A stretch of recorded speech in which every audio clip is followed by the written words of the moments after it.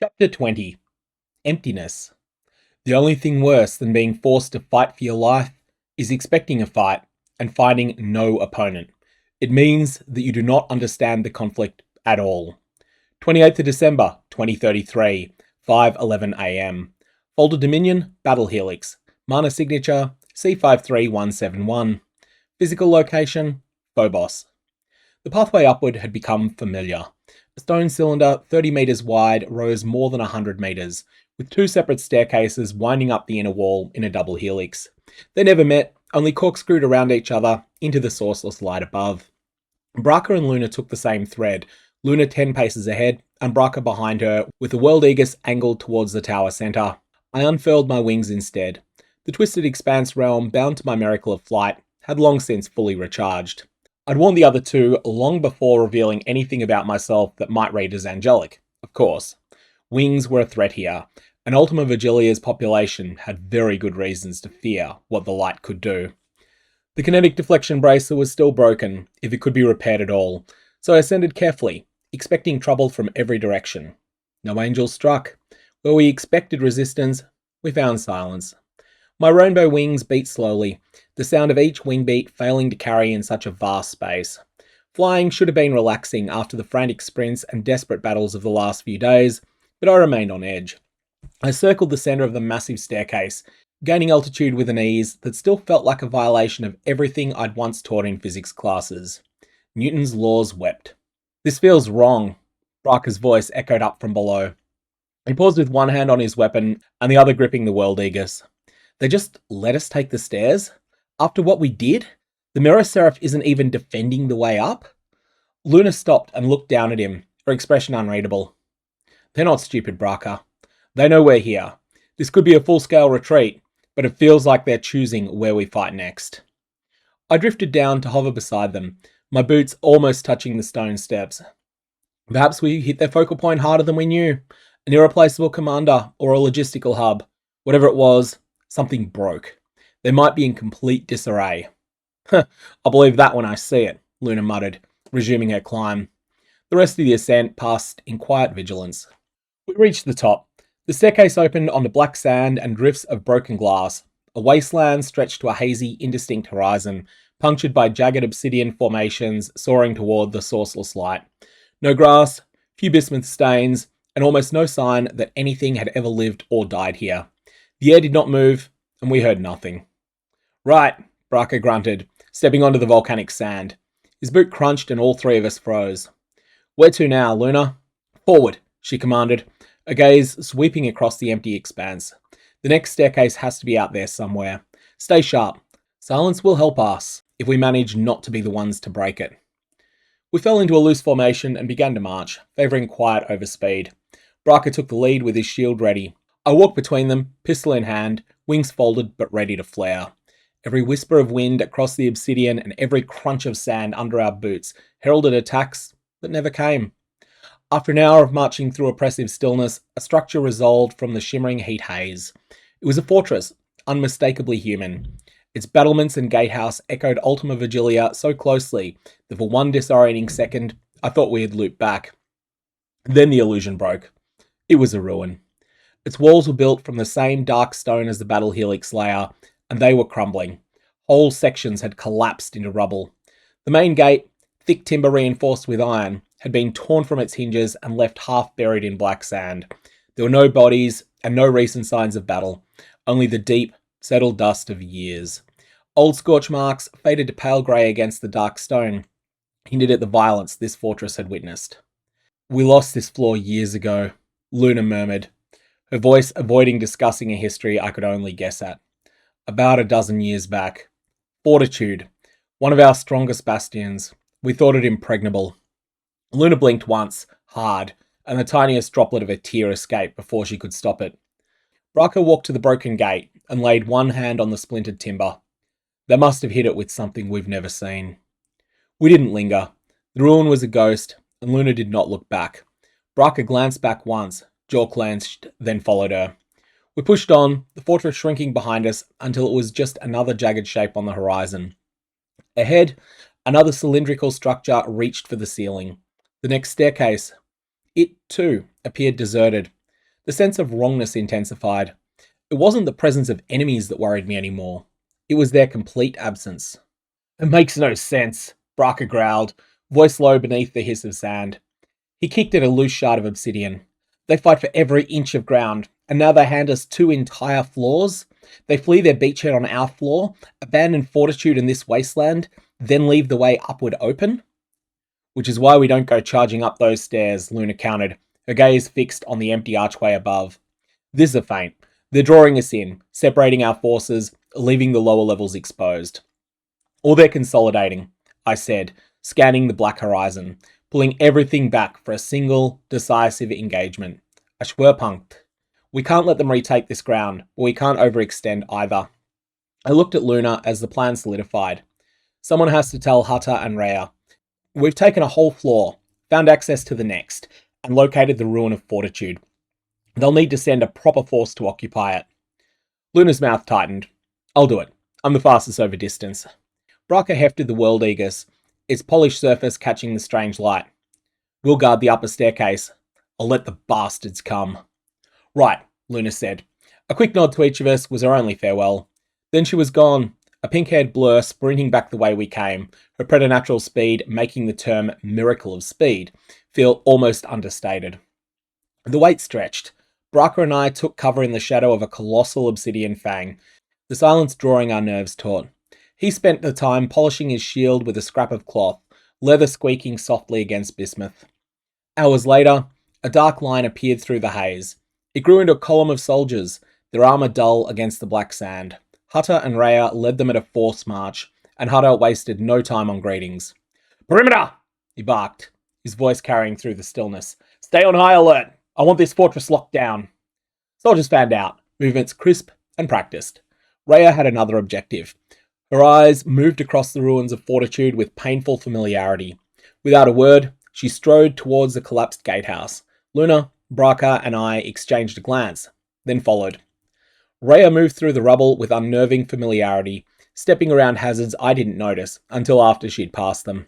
She stopped before a section of wall that looked like solid stone, ran her hand over its surface, and pressed. Stone ground against stone, then receded, revealing a dark, narrow passage. Our treasury, Rhea said, voice tight. We thought it lost when Fortitude fell. The room was small, choked with the dust of a dozen years. At its centre sat a single iron-bound chest. Rhea lifted the lid with both hands. Inside, nestled on faded velvet, lay 5 objects that made my breath catch. Oversized silver coins gleamed in the dim chamber.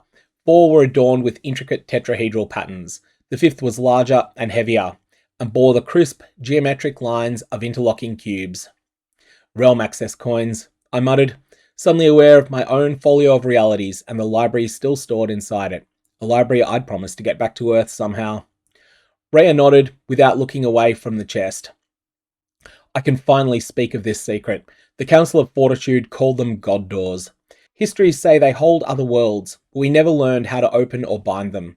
The rest of the council forbade me from even speaking one word of their existence aloud, in case an aspect of diligence was near enough to hear. Hutta arrived, his face grim. What is it? His eyes fell upon the coins, and his expression changed. He understood their value instantly, even without details. An elite squad, he ordered, turning to the soldiers who'd followed him in.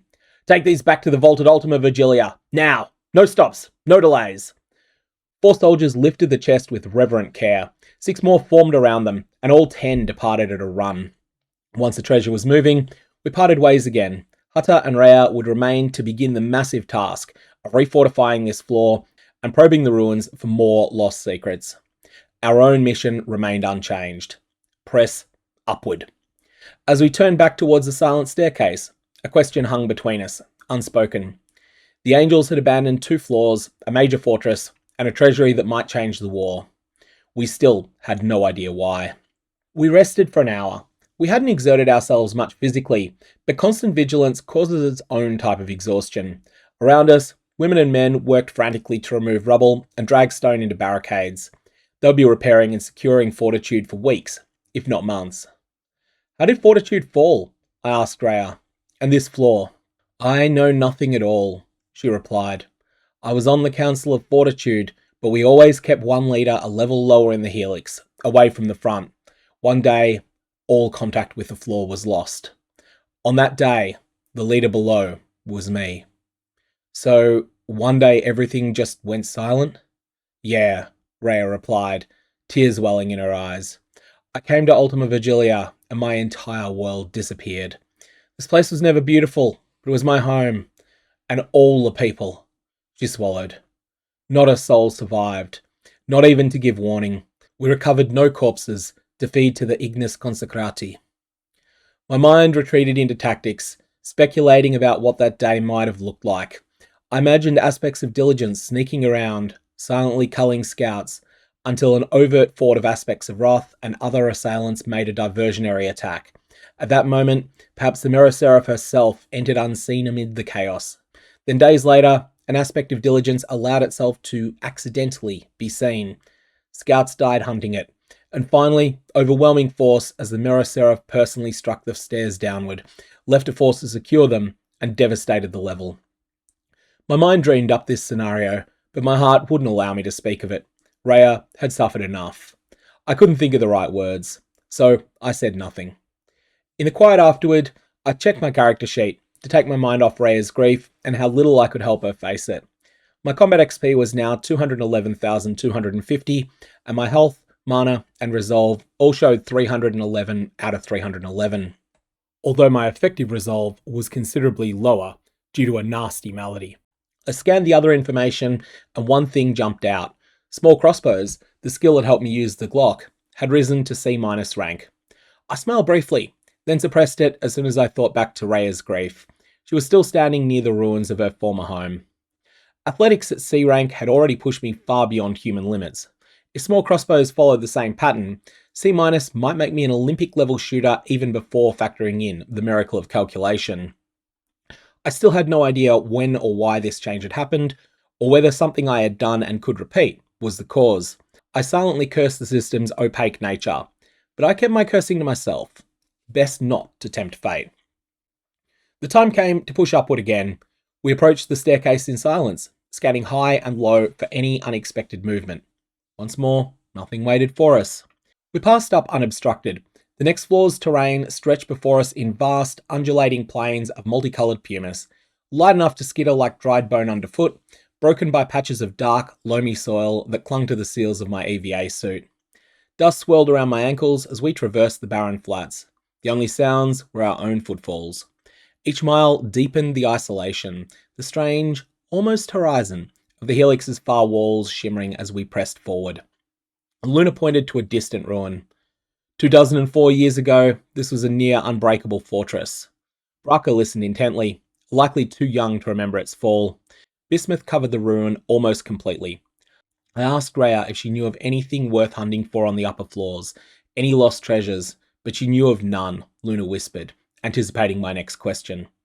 There probably were plenty, but with how well built the secret door had been, I'd never have found the ones in Fortitude. Weeks of mapping and searching the structure would be needed. The silence of the next floor was even more complete. We moved through a forest of petrified trees, stone branches reaching like skeletal fingers towards the sourceless glow above. Each step through the dead forest required care. Every trunk could be cover, every branch could conceal a waiting blade. There! Luna whispered, the words sharp enough to stop us. She pointed with her halberd. Far ahead, perched on the petrified stump of a colossal tree, we saw a flash of green. Braca moved without a word, bringing the World Aegis to his front. Its iridescent surface shone in stark contrast to the monochrome landscape. I drew my Glock, the slide and a holster scrape obscenely loud among the stone trees. Another angel. This one didn't radiate the crackling energy or cold fury of the others. It simply sat there, its green-feathered wings drooping. It saw us. It straightened and raised its hands in a slow, deliberate gesture of placation. Halt, I prithee! Hold thy fire! Its voice lacked the commanding boom I'd heard from other angels. It was strained and nervous. I seek not strife, but parley. Parley with your kind ends in a lightning trap, Luna spat, knuckles white on the heft of her halberd.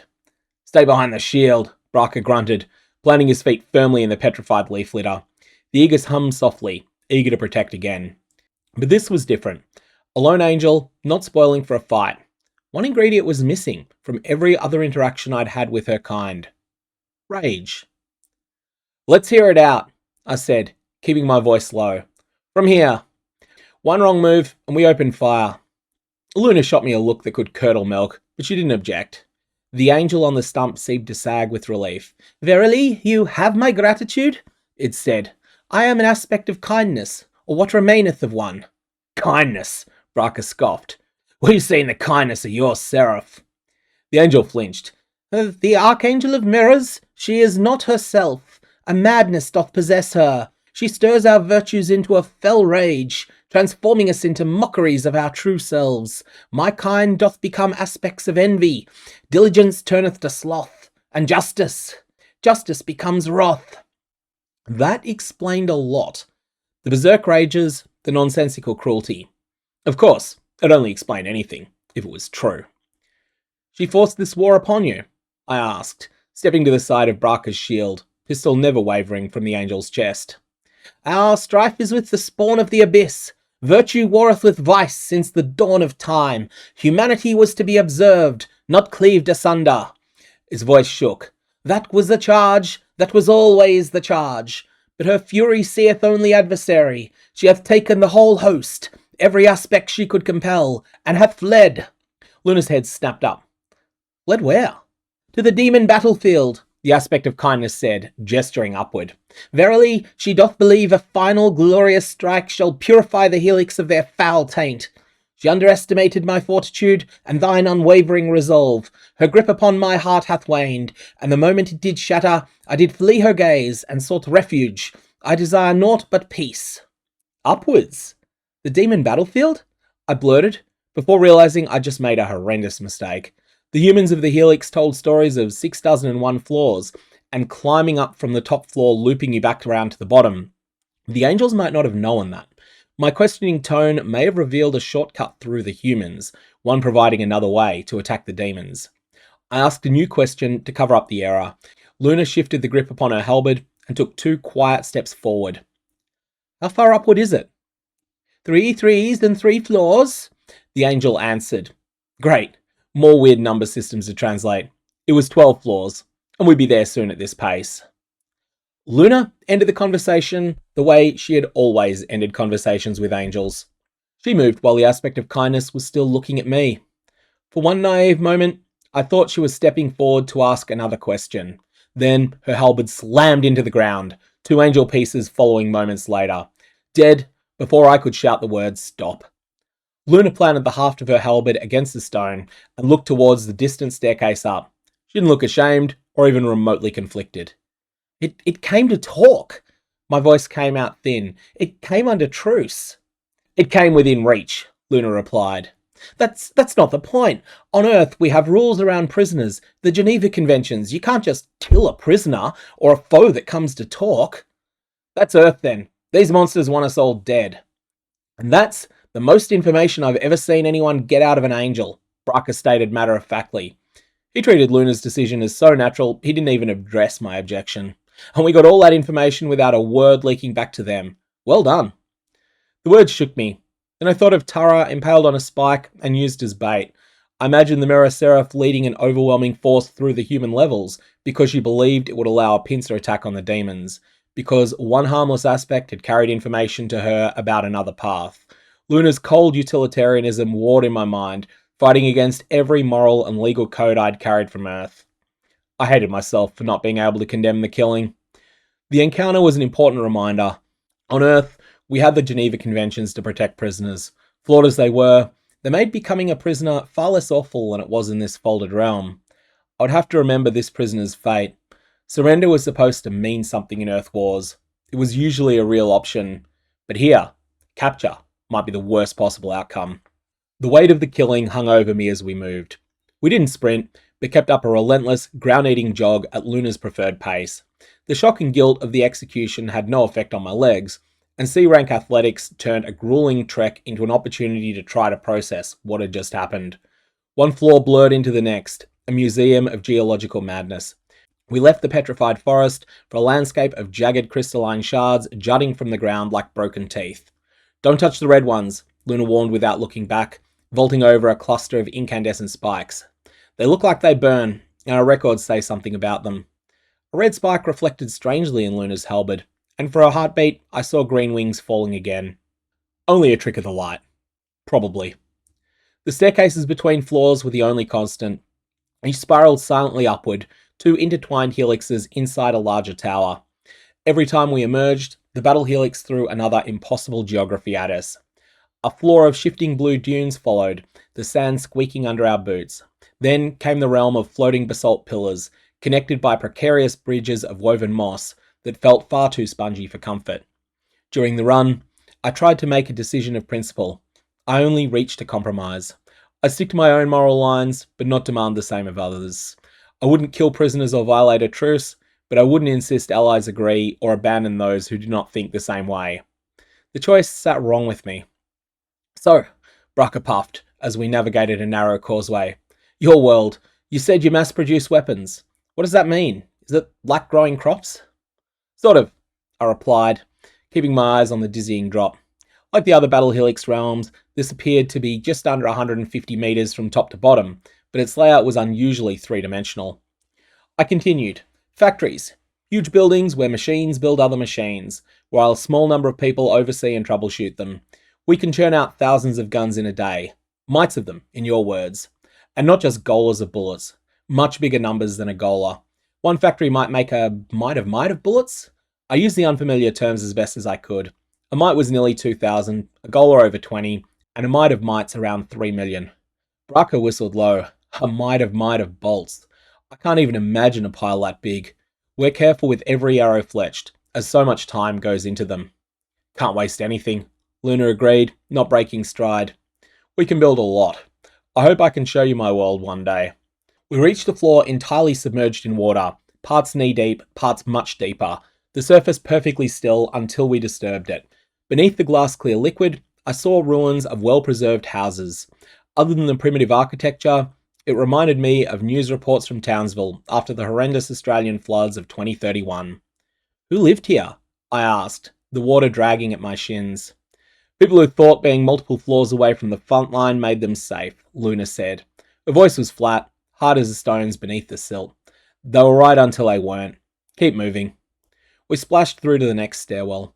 The next level was a suffocating jungle of giant fungi, towering mushrooms blocking the sourceless light and casting everything in purple and grey shadows. Spores drifted like snow. Nothing was obviously toxic, but the smell was ghastly. Earth have these? Braca asked, swatting a puffball at bursting yellow dust. Nothing close to that size, I said. We climbed again, and again. Then came a floor of mirrors, polished obsidian reflecting our tired faces back at us 1,000 times. We crossed that one very carefully, half expecting the mirror seraph to dwell there, but she put in no appearance. Seeing my own face warped 1,000 ways brought back the shock of the petrified forest, falling green wings, and a broken truce. But I held to my compromise. It was all I could do. Next was a floor of howling winds that did not ruffle Luna's hair, yet screamed in our ears. And finally, a lifeless floor of hard, rocky ground that might have looked normal, were it not bright green. Was this green stone related to the striking hair colours of Luna's people? 10 floors, each empty in its own unique way. The lack of resistance was more unnerving than an entire horde of demons or angels. It felt like facing down the barrel of a gun and wondering whose finger was on the trigger. That angel wasn't lying about the numbers, I said, as we crossed a plain of cracked white clay that looked like dried bone. We've covered the distance. We're here, Luna said, stopping abruptly. Ahead, the final staircase loomed. This one was different. If the legends of a 73-floor loop were correct, it might be the special one connecting the top floor to the bottom. Instead of 2 internal staircase threads, there were 3, forming a triple helix. I could fathom no practical reason why such a structure would ever be made. It looked impossible to defend. Then again, would it be hard to defend? Is my training in tactics relevant at all in a world where magic is real? Luna unslung her halberd, knuckles white on the haft. Braca shifted his shield, angling it to cover the ascent. Up there, Luna whispered, nodding towards the archway. That is where the angels push the demons back to, or where they're trying to break them once and for all. The aspect said the mirror seraph went there with all her forces for a final strike, I noted, checking the magazine on my Glock. It was full. It refilled itself somehow, but the number of bullets never felt quite enough. Then we walk into the meat grinder, Braca grunted. We strike hard, We might be able to help both sides take each other down once and for all. Ready? Luna asked. I took a deep breath, tightened my grip on the pistol, and nodded. We go to war. We stepped onto the stairs.